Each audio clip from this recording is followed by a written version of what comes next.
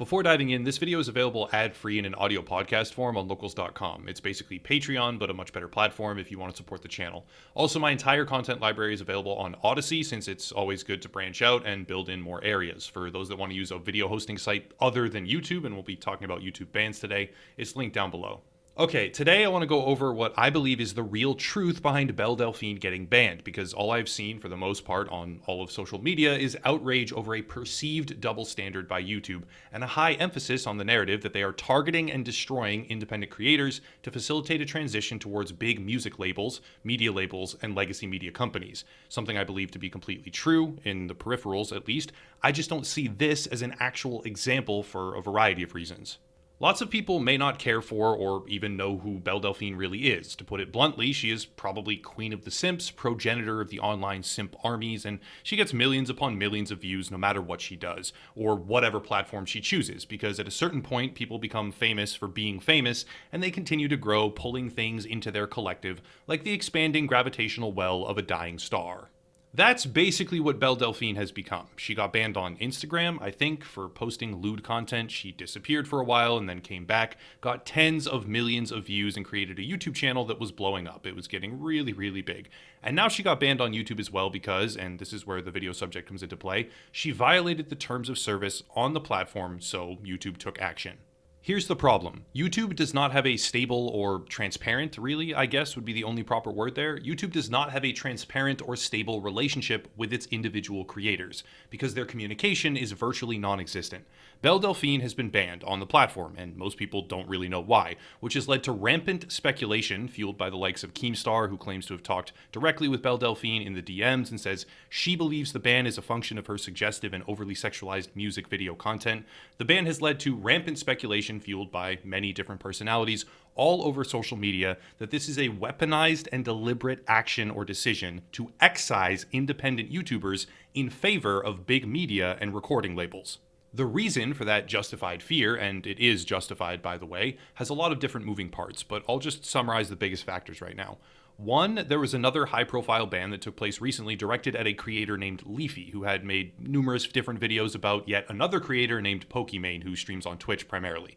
That's a quagmire of idiocy in and of itself, but the gist of it is Leafy made a bunch of videos directed at her with various jabs and insults, etc., and YouTube banned him without warning.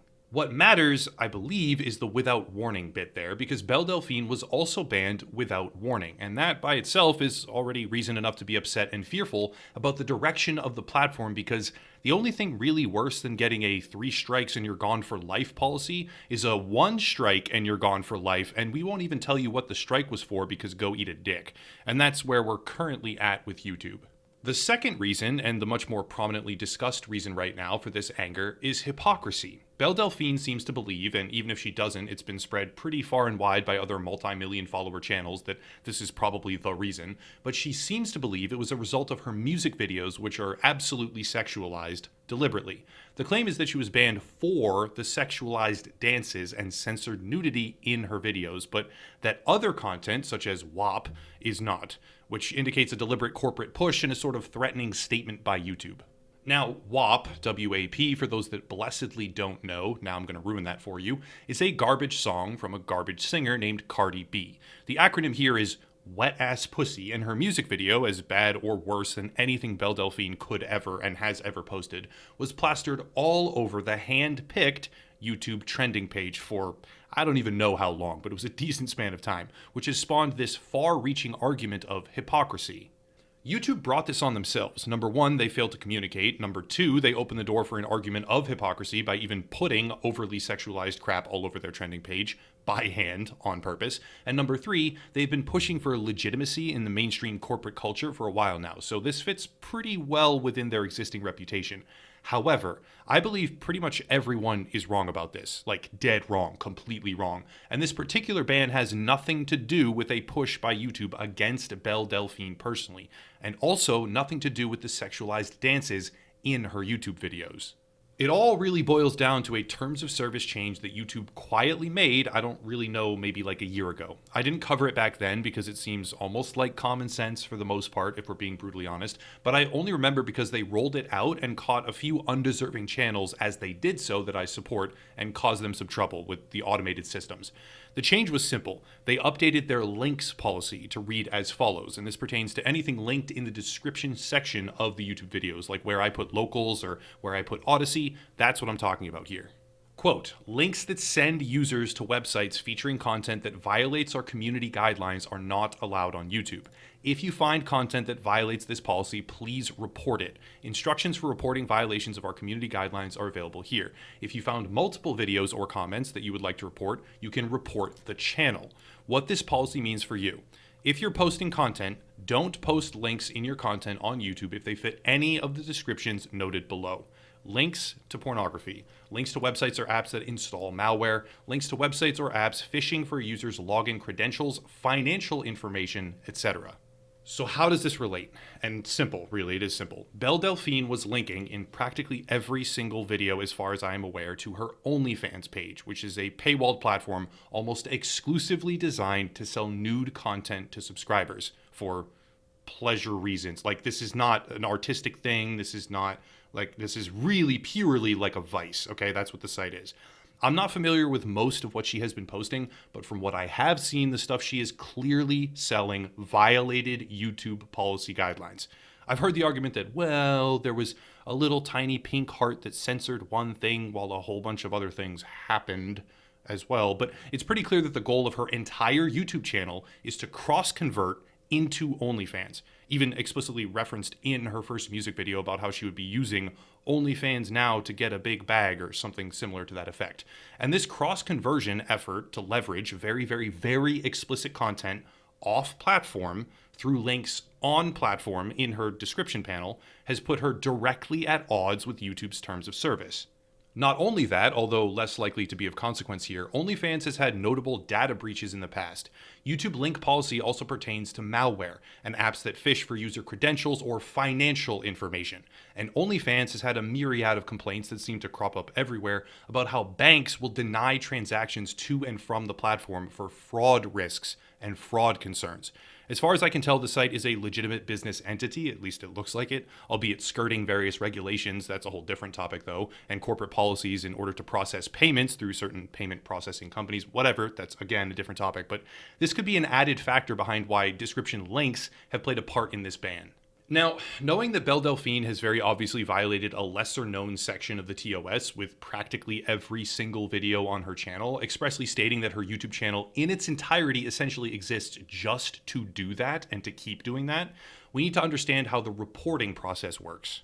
Bannable content on YouTube is not always caught, because bannable content needs to be user reported first. Not all violations are ever even seen, but when violations are seen and reported, they begin an audit process. If the volume increases beyond a certain threshold, automated actions begin to take place, and I don't know how much of it works beyond those basics, but the essential function is that content posted on YouTube, once scanned by the initial upload algorithm, needs to be manually viewed and reported for a specific violation before moderation will begin to take place. This means that it's entirely possible for a video which blatantly violated YouTube policy to go live and get hundreds of thousands, even millions of views before ever even being subjected to the moderation policy. Furthermore, it's entirely probable that when you report a video for, let's say, just as an example, offensive content, offensive material, maybe let's say violence or something like that, graphic content, it will be automatically scanned or reviewed by some random independent contractor somewhere on planet Earth for violations in that category. Again, this might seem rather stupid, but it means that a video with multiple violations could be reported for a policy it does not violate, fraudulently reported in that category, and remain live on the platform. However, when it gets accurately reported with a high enough volume or to a specific threshold, whatever it is, and is reviewed for something it does violate, then it gets taken down. Belle Delphine has been advertising her OnlyFans on the site for a lengthy period of time, which, as far as I can tell, clearly violates their policy, as per the recent TOS update where they talked about links in the description. It just so happens that now is when the report function has somehow caught up with that, and the resulting ban has, in my opinion, nothing at all to do with hypocrisy, because the comparison to WAP by Cardi B, as bad as it is not pulling traffic from YouTube to an off-platform adult content ecosystem that is paywalled with stuff that violates their terms of service behind that paywall. I am fully on board with the assumption that YouTube has been pushing independent creators away in favor of legacy media and large corporations. It's happened to me. It's literally, undeniably happened to me among many other people. Like, I'm not dumb enough to say that that's not happening.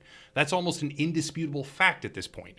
Really, truly it is. But this ban has spiraled out of control on social media to a point where I see people cramming out clickbait videos about how this is the end, the missile has been launched, YouTube has declared war on independent music creators and they only want major record labels. And it's like, you might be able to say that they declared war at some flashpoint in the past on independent creators, but this is not that point. It might be true, maybe, but the reality is, truly, Belle Delphine clearly violated YouTube policy numerous times with practically every video, and that policy had absolutely nothing to do with on-platform video material, and everything to do with off-platform adult content that she had been primarily producing. Now, the argument that she should have been given a warning, had the ability to remove that link from the descriptions, or otherwise been given some kind of opportunity to correct the issues, that's 100% valid, and I'm just completely with everyone that wants to make that argument. It's very accurate. She should have been provided with a warning, a list of, like, at the bare minimum, a list of the videos that were in violation, specifically what about them, like it's this link in all these, whatever it is, told what the policy was, and generally speaking, communication should have existed, and where it did exist, it should have been extremely more robust. But this tornado of assumption about how her sexualized music video was targeted for being sexual needs to be rightly called out as a flailing and almost certainly inaccurate position. There are potential hypocrisies here on the part of YouTube. For instance, there are tutorial videos on stuff, I'm not going to say it, but you could find it if you wanted to, that show enormous amounts of uncensored nudity. There are music videos like Robin Thicke, Alan Thicke, I don't know, that also have uncensored nudity. It was a crappy song. I don't care to look it up even. I don't even want to hear that garbage. But the categories that protect them are education and artistic works. Had Belle Delphine been banned for the music video content, that would be an actual issue of uneven enforcement. But the higher probability is that she was banned for driving immeasurable traffic off-platform through description links that she placed there that violated a TOS policy, a very definitive one, from months ago. And the moderation wheels just finally caught up with that, resulting in content that otherwise would have been fine getting banned. I could be wrong, but I really don't think so, because with one explanation, basically Occam's razor, the assumption that the simplest explanation is the most likely to be accurate, with one explanation, this is a completely idiotic removal with blatant contradictions all over their trending page to declare open war on music creators because YouTube wants to send a message and push them off the platform with increasing speed. And with another, it's pretty cut and dry, not really comparable, would explain why a bunch of other content is not suspended, and ties off nicely in a neat little bow because their moderation decision would just fit squarely within their own policies, even if they drop the ball in terms of communication and warning.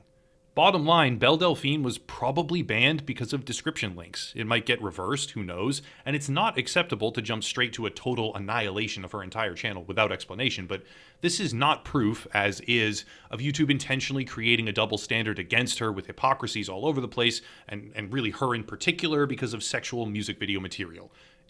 That's not what it seems to be. But that's it. I know it's not gaming related and many people just won't care, but I was sick of watching so many screamers on social media melting down about something without even pausing to think, well, wait, what if there is another clearly more likely and much more logical explanation? If you want to support, links down below, merch, locals, Odyssey, and other gaming YouTubers to support as well, but I'll cut it there and stop rambling. As always, thank you all for watching, and have a nice night.